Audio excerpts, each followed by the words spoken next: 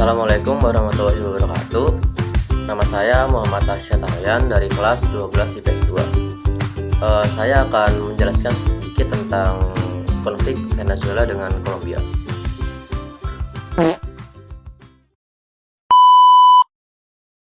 Are you ready, kids? Aye, aye, Captain! I can't hear you. Aye, aye, Captain! Oh!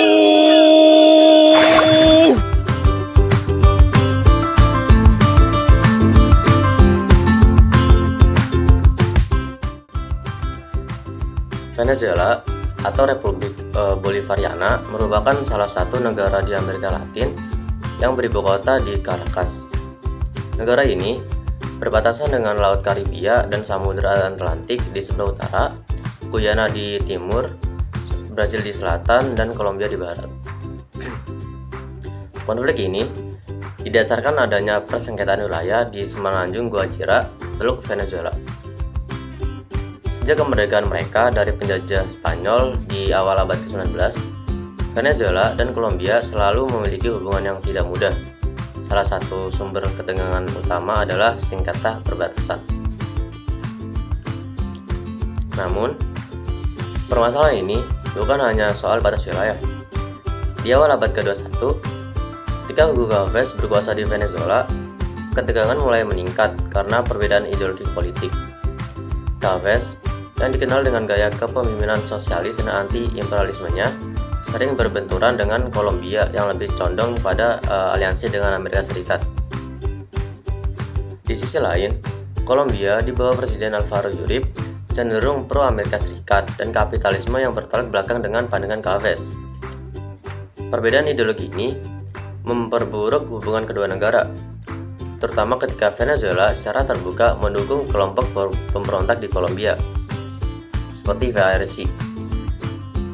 Tuduhan bahwa Venezuela memberi perlindungan kepada gerilyawan ini menambahkan ketegangan, membuat kedua negara beberapa kali berada di ambang konflik militer. Tak hanya itu, krisis ekonomi di Venezuela yang semakin parah membuat jutaan warga Venezuela melarikan diri ke negara-negara tetangga, termasuk Kolombia. Ini memperumit situasi, karena Kolombia harus menangani masuknya pengungsi dalam jumlah besar, yang pada gilirannya menambah beban sosial dan ekonomi mereka. Meski adanya upaya diplomatik untuk meredakan ketegangan, baik dari organisasi regional maupun internasional, hubungan antara kedua negara terus berfluktuasi antara kerjasama yang tegang dan perseteruan yang terbuka. Di Kolombia, terjadi konflik antara pemerintah dengan VARC. VARC merupakan organisasi pemberontak yang berideologi Marxis. VARC memandang pemerintah Kolombia telah menggadaikan kedaulatan sejak United Fruit masuk dan mempengaruhi urusan domestik dan hubungan luar negeri Kolombia. Nah, selanjutnya, ekonomi kapitalisme yang dibawa oleh Amerika Serikat justru menyengsarakan masyarakat Kolombia yang hanya menguntungkan pihak Amerika Serikat dan beberapa pihak saja yang ada di Kolombia.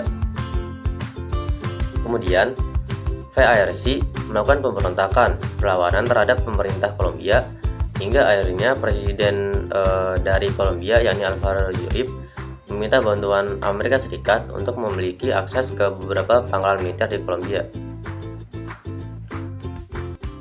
Nah, masalah utama Venezuela dan Kolombia terletak pada ideologinya. Kolombia yang liberal kapitalisme lebih pro kepada Amerika Serikat, sementara Venezuela yang sosialis anti Amerika Serikat. Perbedaan ideologi dari kedua negara itu pun turut mempengaruhi cara kedua kepala negara dalam mengajar kepentingan nasionalnya. Melalui politik luar negeri, mereka baik dalam tataran hubungan bilateral dan internasional. Secara ideologi, Venezuela adalah negara sosialis di bawah rezim Chavez, sementara Kolombia adalah liberal kapitalis selama bertahun-tahun. Pemicu dari memburuknya hubungan kedua negara ini adalah dukungan Venezuela kepada kelompok pemberontak Kolombia yaitu Fuerzas Armadas Revolucionarias de Colombia atau bisa disingkat dengan VARC. Nah, pasca terkuaknya dokumen-dokumen tentang kedekatan pemerintah Venezuela dengan pemberontak VARC, telah terjadi peningkatan ketegangan yang direspon secara berlebihan oleh pemerintah Kolombia. Yang pertama adalah penarikan duta besar di tahun 2008 dan adanya krisis keamanan regional yang muncul setelah Presiden Kolombia yaitu Alvaro Uribe menambahkan jumlah personel dan persenjataan Amerika Serikat ke negaranya. Berbalik dengan Venezuela yang dipimpin oleh Chavez berniat meningkatkan anggaran belanja militer kepada Rusia. Fase negara ini berada dalam fase krisis internasional yang ditandai dengan ketegangan sepanjang perbatasan.